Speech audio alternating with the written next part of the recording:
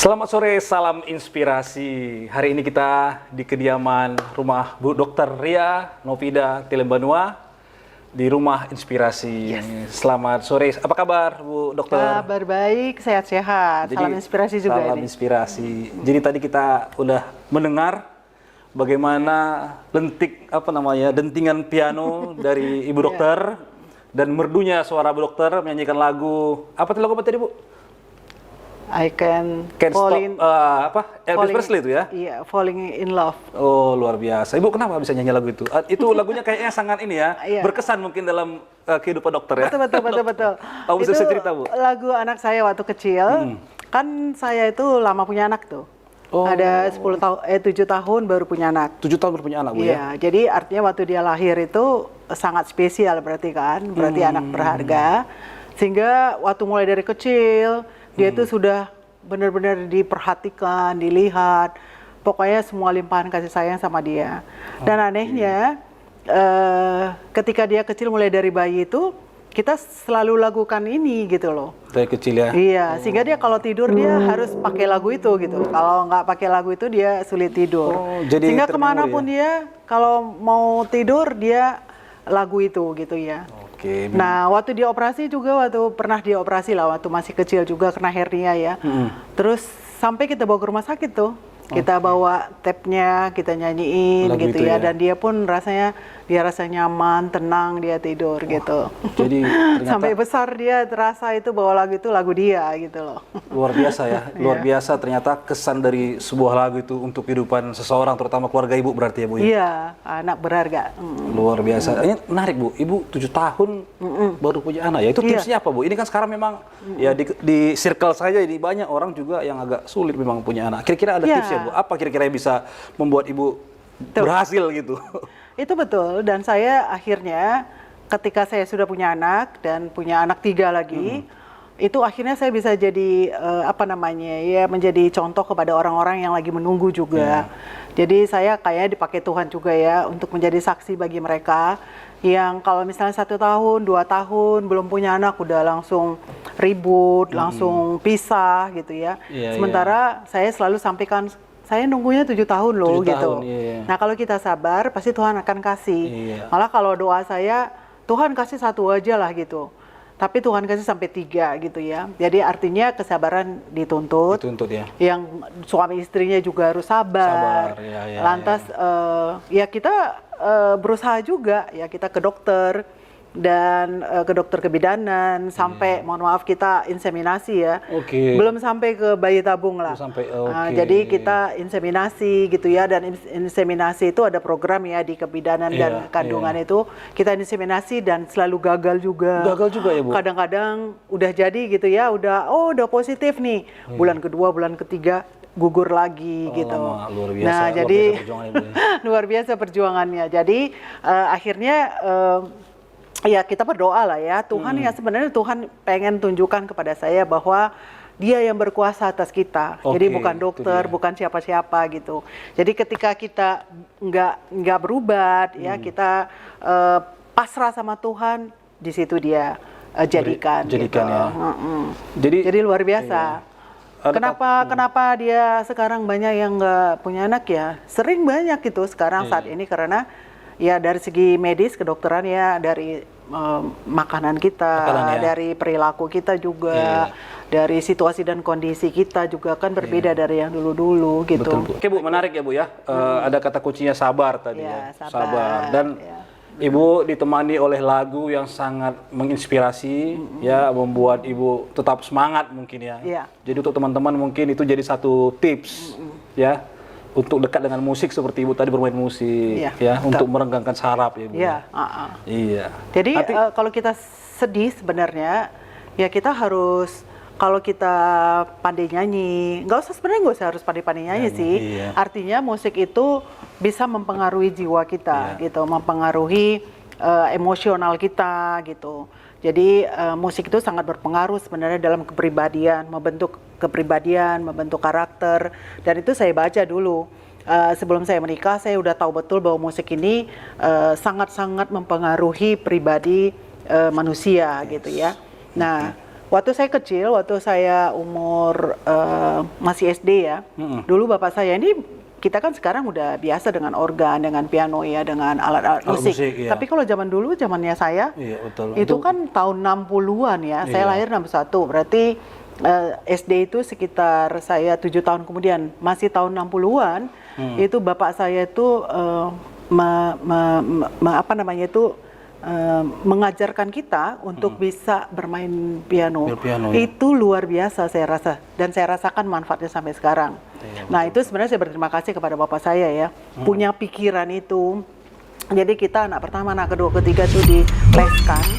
Walaupun kita nggak punya, mula-mula kita nggak punya piano, kita numpang-numpang sama orang, tapi dia haruskan kami itu untuk belajar piano. Dulu sepertinya rasanya rasanya satu tekanan gitu, kok kita harus les. Dan kita harus lesnya sampai numpang praktis sama orang gitu ya, sebelum kita punya sendiri gitu ya. Tetapi akhirnya sampai sekarang saya rasakan bahwa musik itu mempengaruhi jiwa saya, mempengaruhi kepribadian, dan mempengaruhi keputusan-keputusan saya dalam mengambil sesuatu tindakan. Dan itu turun sampai anak-anak saya. Turun ya Bu ya, jadi semua pemain musik. Jadi ya? semua anak-anak saya kelas 1 SD, saya leskan musik, dan mereka harus membaca not balok dan ikut les. Jadi mereka memilih, tapi dasarnya semua piano. Dasarnya piano, iya. Nah si abang misalnya nambah gitar, nambah drum, yang nomor 2 itu jago viola, itu sih datang kemudian, tapi semuanya dasarnya adalah piano. Piano ya, itu tips juga itu. Jadi kita sebagai orang tua, ya dekatkanlah anak-anak pada musik gitu ya. Iya. Daripada dia main ini gadget, ya kan? Betul. Bisa merusak ini ya kan Bu. Jadi keseimbangan emosionalnya juga. Jadi contohnya anak pertama saya itu dia bukan berbeda dengan yang kedua, yang ketiga ya. Kalau dia misalnya dia bahagia, dia tidak terlalu menunjukkan kebahagiaannya itu berlebih. Nah, kalau kita bilang, saya selalu bilang ini sepertinya anaknya afek datar gitu ya. Artinya sedih, susah, kita sulit melihat dia gitu loh. Ya? Iya, dia afek datar. Ekspresinya nggak bisa ditebak ya? Nggak bisa ditebak. Jadi dengan dia bisa bermain alat musik, kita tahu dia sedang galau, dia sedang ini gitu. Dari Jadi, musik-musik dari musik dimainkan, yang ya? dia mainkan gitu. Jadi keren. satu, yang kedua kan dengan musik itu mereka tidak banyak keluar dari rumah gitu. Jadi mereka disibukkan dengan aktivitas musik. Itu satu hal yang sangat positif bagi mereka. Dan kalau mereka lagi susah, jatuhnya ke musik. Jadi dia tidak harus ugal-ugalan dan sebagainya gitu. Betul. Dan satu lagi, itu untuk melembutkan kita juga. Kalau kita rasanya keras ya, kalau ini rasanya gimana gitu. Saya mau anak saya juga punya perasaan yang lembut, bukan dia harus jadi lembut seperti apa, tapi punya sensitivitas yang tinggi. Jadi musik itu sangat-sangat mempengaruhi kepribadian seseorang gitu. Jadi ketika dia udah mulai membaca, langsung otomatis saya bilang les musik. Jadi di situ dia udah mulai bergaul dengan musik, sehingga kalau dia susah, kalau dia senang, jatuhnya ke musik gitu. Setidak-tidaknya kalau nggak punya alat musik, ya mendengarkan musik ya Bu ya. Iya, paling bernyanyi gitu benar, kan. Benar. Iya. Jadi Ibu dokter ya, Ibu kan seorang dokter ya. Iya benar. Ibu kok ini kalau saya lihat profilnya terakhir Kadis Pariwisata ngurusin Geopark, kok bisa Ibu terdampar ke situ? Apa ceritanya itu? Seorang dokter ngurusin Geopark gitu, kok bisa gitu ya? Ngurusin pariwisata. Ngurusin pariwisata lagi gitu kan? Iya. Itu gimana ceritanya Bu? Ya mungkin Tuhan sudah pilih saya untuk itu ya. Karena kalau dokter itu sih saya rasa kemana saja pun dia is okay. Karena sebenarnya kalau bagi saya dokter itu adalah bagian daripada seni ya. Ketika dia mengobati orang, dia juga harus ada seninya. Meracik obat juga untuk melihat mana yang cocok antara salah satu obat ke obat lain. Itu kan harus ada seninya juga. Jadi kemana aja dia sebenarnya dia bisa pakai itu untuk kegiatan-kegiatan lain gitu ya. Dan satu lagi dokter itu kan pasti ya, dia nggak mau neko-neko. Dia harus kalau misalnya obatnya panas ya Panadol gitu. 1, 2 gitu ya kan. Jadi setiap keputusannya itu dia cepat tepat. Cepat, tepat, dan pasti gitu. Jadi itu berpengaruh kepada saya juga. Jadi kalau dalam kegiatan-kegiatan, walaupun di pariwisata kita harus cepat mengambil keputusan, harus tepat gitu ya, dan harus pasti. jangan kita membuat orang ragu gitu. Jadi ketika Pak Gubernur menunjuk saya Kadis Pariwisata, mungkin dia sudah pelajari saya juga. Karena selain dokter, saya kan, ya ini dia tadi, saya mencintai seni, saya ada mengumpulkan banyak pernik-pernik tenun dan sebagainya. Saya juga menyenangi tanaman dan sebagainya. Dia pikir, oh ini bisalah untuk ke dinas pariwisata. Dan it's okay, kita loyal kepada kepada atasan. Ya. Artinya okay. Pak Gubernur mengenal Ibu bukan hanya dari sisi dokter kan ya. Secara personality juga itu mengenal, makanya dia memilih Ibu di tempat yang itu begitu ya. Karena gitu, banyak memang orang juga terkejut gitu ya, ini dokter kok bisa ke ngurusin pariwisata gitu. Nah, selama Ibu ngurusin pariwisata atau jadi Kadis Pariwisata di Provinsi Sumatera Utara, kira-kira apa tantangan yang paling berat Ibu rasakan? Oh banyak sih, karena tantangan bagi kita itu adalah karena Sumatera Utara itu terdiri dari 33 kabupaten. Yang diurus itu bukan satu kabupaten. Nah, sementara 33 kabupaten ini kan punya ciri khas masing-masing. Oh iya, punya kearifan lokal masing-masing ya. Dan dana yang untuk ini terbatas gitu. Jadi kan kita harus buat skala prioritas. Mana sih yang lebih dahulu didahulukan dari 33 kabupaten kota, Pak? Saya pasti tahulah bahwa kabupaten-kabupaten itu merasa ada yang tidak dilihat, yang tidak terperhatikan. Tapi memang situasinya seperti itu gitu. Jadi itu tantangan betul. Karena Sumut itu bukan terdiri dari satu etnis, enggak gitu gitu. Banyak sekali dan objek pariwisatanya juga banyak sekali. Jadi luar biasa itu. Itulah keuntungan Ibu Uria ya. Sebagai seorang dokter dia bisa bikin racik resepnya ini kan. Ini penyakit ini, oh ini kabupaten ini penyakitnya ini bisa dia kasih seperti itu. Betul. Nah, kalau saya lihat juga profil Ibu pernah menjadi direktur rumah sakit jiwa ya Bu ya. 2 kali saya direktur rumah sakit. 2 kali Bu ya? Satu direktur rumah sakit Jasamen Siantar, satu lagi terakhir di rumah sakit Ildrem. Rumah sakit jiwa. Ya. Kalau itu masih inline lah dengan latar belakang akademik Ibu ya. Iya. Walaupun saya nggak ngobati lagi gitu ya. Tapi udah manajerialnya ya. Karena saya kan ngambil S2-nya juga dari manajemen kesehatan dari ilmu epidemiologi. Jadi itu menarik bagi saya epidemiologi itu. Kenapa? Karena kalau di dalam epidemiologi kita selalu bertindak dari sebab akibat. Ya. Jadi kita kemanapun sebenarnya is okay. Jadi kalau misalnya ada tanaman yang misalnya mati, terus kita mau mengobati yang mati ini tanamannya, terus kita kan bukan harus mengobati tanamannya dia, tapi kan kita lihat matinya kenapa gitu ya. Kalau dia demam, kenapa demamnya? Karena penyebab demam kan banyak, bisa alergi, bisa kena virus, bisa kena bakteri, bisa keracunan obat dan sebagainya. Jadi ilmu epidemiologi itu mengajarkan kepada kita bahwa segala sesuatunya itu disebabkan oleh ada berarti ada root cause-nya itu yang dicari Ibu ya, akar permasalahannya. Jadi misalnya di pariwisata juga begitu.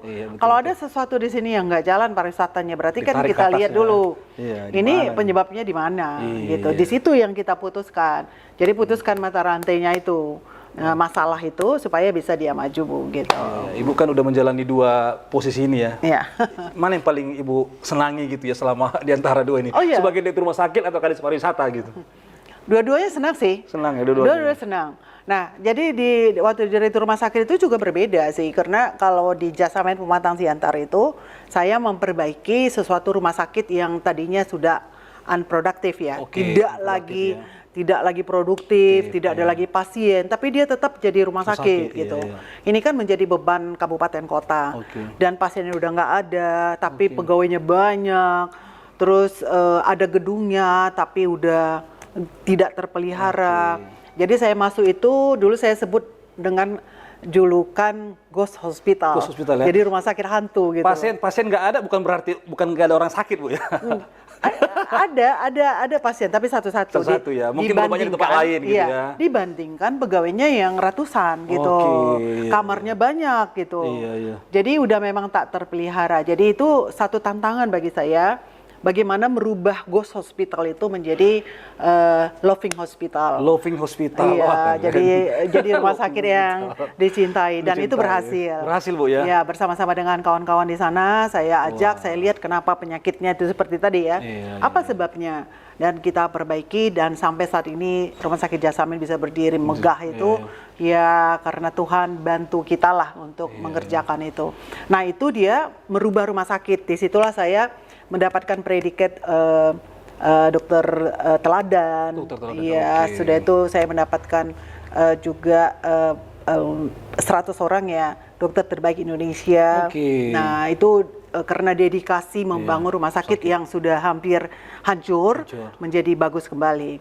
Nah, kalau rumah sakit jiwa punya tantangan sendiri lagi. Berarti setelah dari sana ditarik ke rumah sakit jiwa, Ibu, ya? Bukan, saya ke Dinas Pengendalian Penduduk dan Keluarga Berencana dulu. Oh, ke dinas dulu. Iya, ke provinsi. Provinsi dulu ya. Jadi saya ditarik oleh Pak Gubernur Pak Tengku Eri. Dilihatnya saya berdedikasi juga. Ini ada dinas baru. Dibangun di provinsi. Juga, ya? Iya, baru dibentuk. Berarti Ibu ini spesialis untuk apa ya? Spesialis ya, benar-benar. Ya? Jadi kalau saya pikirkan memang betul saya dipakai Tuhan itu untuk yang seperti itu gitu loh. Jadi masuk ke Dinas Pengendalian Penduduk dan Keluarga Berencana. Itu yang baru. Nah, jadi bagaimana dia eksis apa tidak, mulai dari merekrut pegawainya, dulu sempat saya di dinas itu cuma saya sendiri, sama sekretaris gitu ya. Nah, tapi kita yang membuat programnya dan sebagainya. Dan pada saat saya di Dinas Pengendalian Penduduk dan Keluarga Berencana, itu satu Indonesia, Dinas Pengendalian Penduduk Keluarga Bencana, kadis-kadisnya itu menjadi anggota kita ketuanya gitu loh. Gitu ya. Artinya benar-benar kita yang pandu lah se-Indonesia gitu, bagaimana supaya Dinas Pengendalian Penduduk dan Keluarga Berencana ini eksis. Itu kan mengenai KB ya, keluarga berencana. Jadi bagaimana supaya menekan angka kelahiran. Luar gitu biasa loh. ya. Nah, Dinas baru dibentuk, Pak Tengku Eri ya. Pak Tengku Eri ternyata punya radar ternyata ya, punya radar mana ini dokter orang-orang cerdas gitu. Bisa ditarik dari Siantar gitu kan. Hingga dinas itu yang masih baru terbentuk jadi apa ya? Jadi sumber ya. Sumber barometer untuk dinas-dinas yang lain di seluruh Indonesia ya. Seluruh Indonesia loh. Oh, luar biasa plusnya. Jadi Dokter Ria sama Pak Tengku Eri. Jadi BKKBN pada saat itu kaget-kaget gitu loh. Karena kan dulu ada UPT-nya seperti UPT-nya BKKBN itu ada di kita, dan kok ada Dinas Pengendalian Penduduk. Tapi ini sama-sama eksis berjalan gitu. Nah, disitulah saya bagikan mana tugas kami, mana tugas BKKBN gitu. Memang Pak Tengku Eri saya berterima kasih kepada beliau karena saya pun kaget gitu ya. Terus dia lihat, dia tahu itu. Jadi dia angkat saya langsung, di sini ya kamu Dokter Ria, kamu di provinsi gitu. Itulah. Nah, terus itulah kalau emas itu dimanapun tetap berkilau ya kan.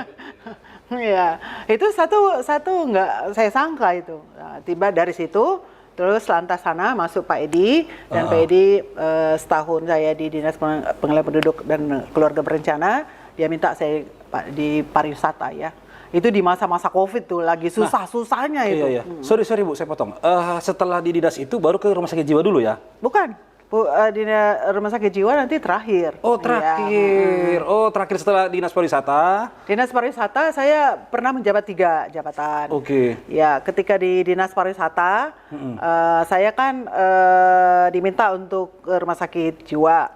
Karena di situ kita juga mulai perawatan, membuatkan pengobatan perawatan untuk narkoba.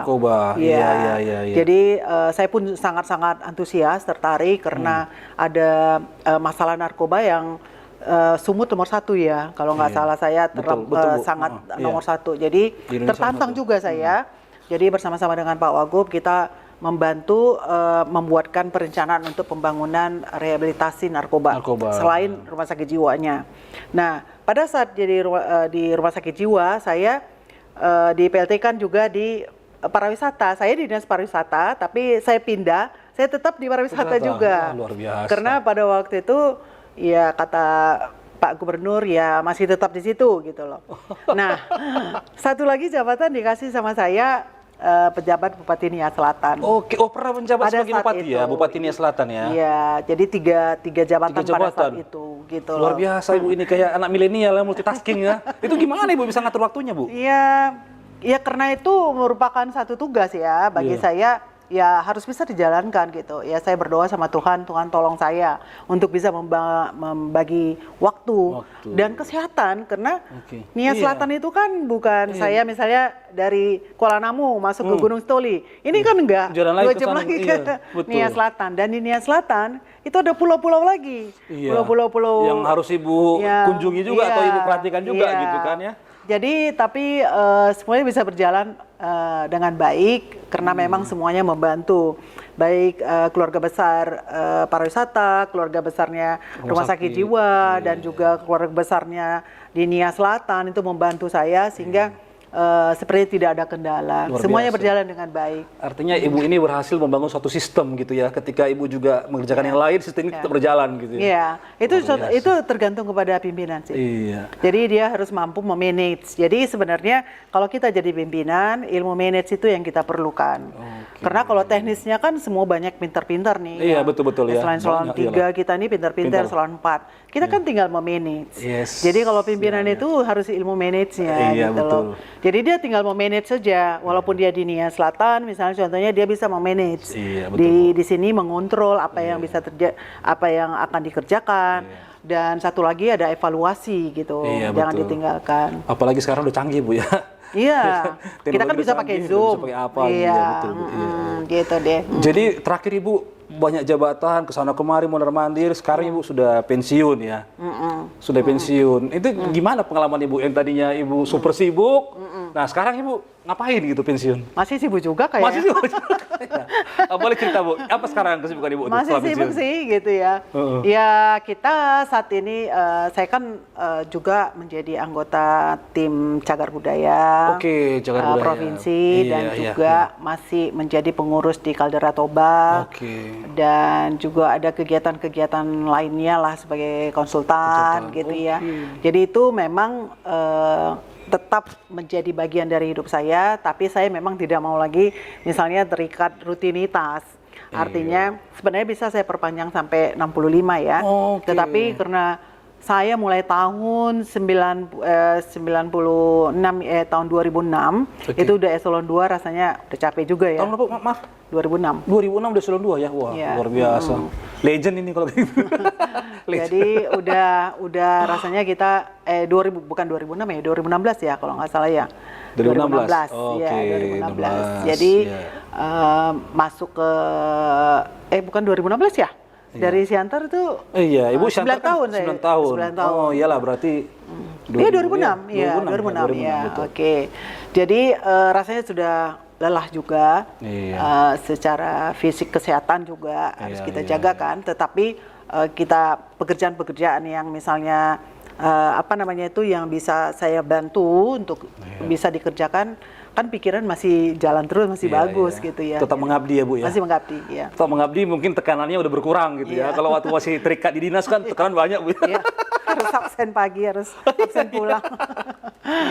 Nah tadi kami masuk kemari, itu ada tulisannya Rumah Inspirasi. Itu bisa jelaskan itu apa Rumah Inspirasi Bu? Ya, ini sudah bangun, ini kan rumah saya bangun itu tahun sekitar 30 tahun yang lalu lah ya. Anak ketiga kita pindah kemari. Rumah Inspirasi itu memang saya ingin rumah ini menjadi inspirasi bagi banyak orang. Bagi semua orang gitu. Dari berbagai kalangan umur gitu Bu ya. Makanya kan karena saya banyak hobi gitu. Kita dengan suami, dengan bapak itu kita mengkoleksi banyak barang-barang antik ya. Etnik saya bilang. Ya. Kalau nanti dibilang antik, dia mesti dicagar budaya dulu dia kan. Dihitung dulu nilai ininya kan, umurnya. Jadi saya bilang etnik saja. Dan ada satu yang saya pikirkan, misalnya contohnya gini, saya ingin memberikan masukan kepada anak-anak muda kita milenial, bahwa kalau satu barang itu kadang-kadang tidak bernilai, tapi kalau dia digabung, dikemas menjadi bagus, itu akan menjadi lebih bernilai. Contohnya ini kerang, di depan kita ini ada kerang. Kalau satu kerang itu aja, ini kan dibuang sama orang. Tapi kalau kita kumpulkan, kita kemas dengan baik, ini nilainya udah harga jutaan. Itu contoh satu. Iya, ditingkatkan ya value-nya ya, nilainya. Jadi sering anak-anak muda datang ke sini untuk belajar tentang itu, bahwa mari tingkatkan kreativitas dan inovasi kita. Jadi contohnya nanti ada akar bahar yang dibuang-buang di pantai, yang terbuang-buang ambil.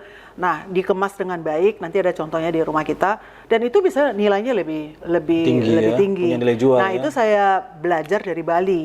Bagaimana mereka itu membuatkan sesuatu itu dikemas dengan baik sehingga bernilai lebih tinggi gitu. Nah, jadi banyak belajar di sini. Jadi anak-anak muda yang paling banyak itu, maupun putri-putri lah, mau jadi anak-anak remaja yang berprestasi, dan ada anak-anak muda wira swasta, mahasiswa. Nah, itu banyak belajar kemari gitu. Kemari belajar ya. Iya. Sehingga nah, kalau ada tenun, belajar juga di sini. Oh, ada tenun juga, Bu, ya? Ada koleksi-koleksi tenun kita. Dan itu sampai kurator-kurator datang kemari juga. Lain lagi tanaman, ya kan? Saya kan koleksi tanaman lagi kan.